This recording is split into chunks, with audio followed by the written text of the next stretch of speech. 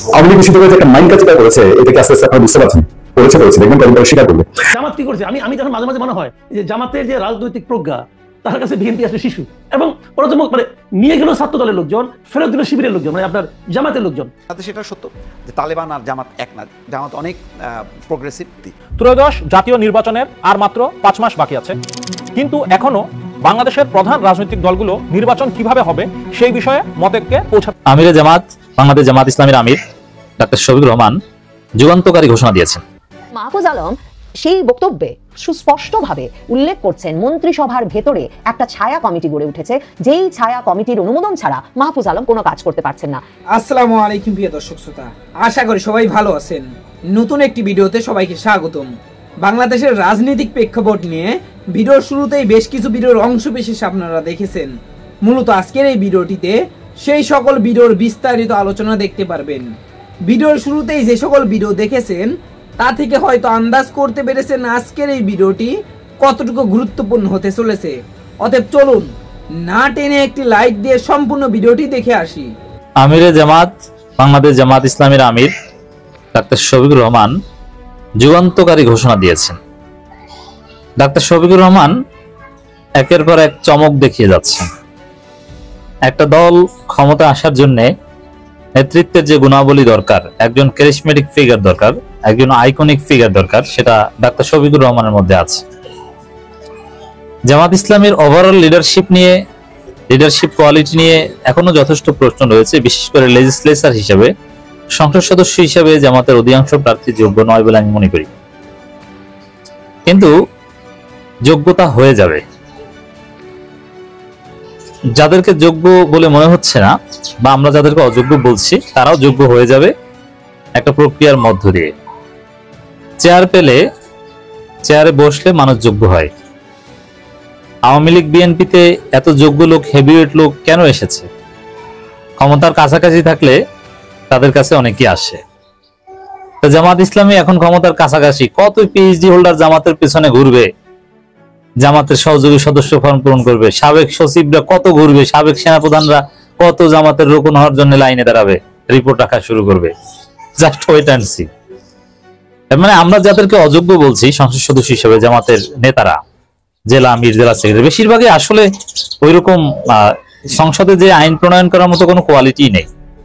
আইন, দর্শন এগুলো তারা বোঝে না, কিন্তু তাদের যে ত্যাগ, তাদের যে আন্তরিকতা, তাদের যে নিষ্ঠা, তাদের যে সততা, তাদের যে দাওয়াতি কাজের স্পিরিট, তার ফলেই কিন্তু আজকে জামাত এই ক্ষমতার কাছাকাছি। এবং এই ক্ষমতার কাছাকাছি আসার কারণেই যাদেরকে আমরা যোগ্য বলছি, সিনিয়র লয়ার, ব্যারিস্টার, সাবেক বিচারপতি, সাবেক সচিব, সাবেক সেনাপ্রধান, সাবেক বিমান বাহিনীর প্রধান, এরকম অনেকেই জামাত ইসলামীতে আসবে, যোগদান করবে। তখন এই যোগ্যতার অভাব আর থাকবে না, অভাব অটোমেটিক্যালি পূরণ হয়ে যাবে। আসলে আমি যে কথাটা আগে থেকেই বলছি, সব সমস্যার সমাধান টাকা আর ক্ষমতা, বা অধিকাংশ সমস্যার সমাধান। যেমন আপনার আকীদা খারাপ, এই থিওরি আমি অনেকবার দিয়েছি, এর সমাধান হচ্ছে ক্ষমতা। আপনি ক্ষমতায় আসলে আপনার আকীদা শুদ্ধ, আর ক্ষমতার বাইরে থাকলে আপনার আকীদা ফেরকায়ে বাতিলা। আপনি অনুকূল পরিবেশে আসলে আপনি দ্বীনি ভাই, আর প্রতিকূল পরিবেশে থাকলে আপনি কাদিয়ানির ভাই। মওদুদিবাদী আর কাদিয়ানি দুই ভাই। এটাই হচ্ছে বাস্তবতা, মানেন আর না মানেন। তো এই জায়গায় ডাক্তার শফিকুর রহমানের টুপির স্টাইল, তার পাঞ্জাবি জুতার স্টাইল অতীতের জামাতের আমিরদের সাথে মিলে না, একদম সিম্পল। কিন্তু আসলে তিনি ক্যারিসমেটিক ফিগার। একটা দলকে ক্ষমতায় আনার জন্য যে ধরনের আইকনিক ফিগার দরকার হয়, ডাক্তার শফিকুর রহমান সেই আইকনিক ফিগার। জামাত ইসলামী তাদের ফিগার পেয়ে গিয়েছে। The person is doctor Shafiqur Rahman. তিনি জামাত ইসলামীকে সাহসিকতার সাথে সংস্কার করছেন। একদিকে রাষ্ট্র সংস্কারের জন্য জামাত ইসলামী অনর রাজপথে আছে, আর একদিকে নিজ দল সংস্কার করে জামাত ইসলামী 2.0 কায়েম করেছেন। আপনাদের আলামত দেখেছেন, লোগো পরিবর্তন, এবং জামাতকে যেভাবে গণমুখী করতে পেরেছেন, জামাতকে যেভাবে ইনক্লুসিভ করতে পেরেছেন, এবং জামাত যেভাবে জনগণের সমর্থন পাচ্ছে, এটা অভূতপূর্ব। নজিরবিহীন। ডাক্তার শফিকুর রহমানের সাহসী সিদ্ধান্তের ফলেই এটা হয়েছে, যেটা তিনি ডাকসুতে এক্সপেরিমেন্ট করেছেন। তো এই জায়গায় শুধু নিজ দল সংস্কার এবং রাষ্ট্র সংস্কার না, রাষ্ট্র সংস্কারও নিশ্চিত করছেন এবং নিজ দল সংস্কার রেডি করছেন। যেমন এই যে যারা রোকন না, অমুসলিম, নতুন জামাতে এসেছে, যার সহযোগী সদস্য ফর্ম পূরণ করেই এমপি ক্যান্ডিডেট, এই কালচার জামাতে হচ্ছে। আরো বিভিন্ন জায়গায় নমিনেশন দিবে। এই সংস্কারের কথা আমরা দীর্ঘদিন বলে আসছিলাম যে রাজনৈতিক বা গণতান্ত্রিক রাজনীতিতে জামাতের এই জায়গাটা আরো ফ্লেক্সিবল করতে হবে। আপনি রোকন ছাড়া নমিনেশন দিবেন না, এটা হবে না। আপনার সাবেক সচিব, সাবেক সেনাপ্রধানকে ধরে আপনার 5 মিনিটের মধ্যে নমিনেশন দিতে হবে। 2 মিনিট আগে সহযোগী সদস্য ফর্ম পূরণ করেছে, 5 মিনিটের মধ্যে নমিনেশন দিতে হবে। আপনাকে মন্ত্রী বানাতে হবে সুলাইমান চৌধুরীকে, যিনি অনেক বছর এবি পার্টি করেছেন।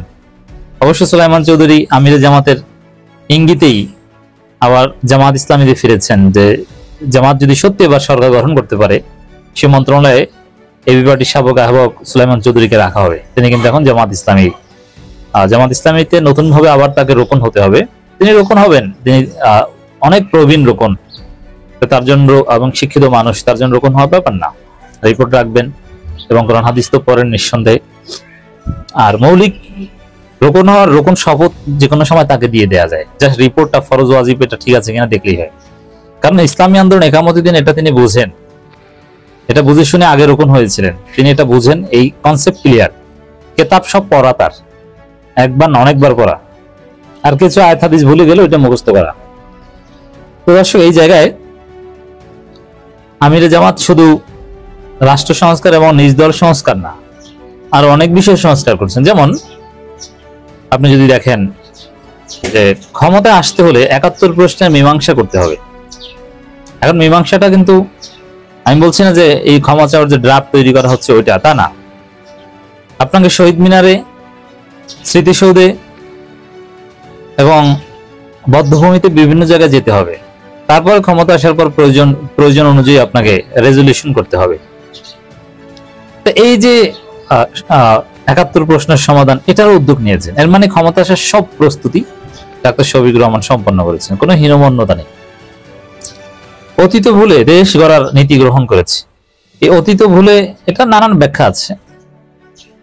একটা দিক হচ্ছে যে 71 বা নানান কিছু, ওখানে আমরা ভুল করলেও ক্ষমা চাইতেও রাজি, কোনো সমস্যা নেই।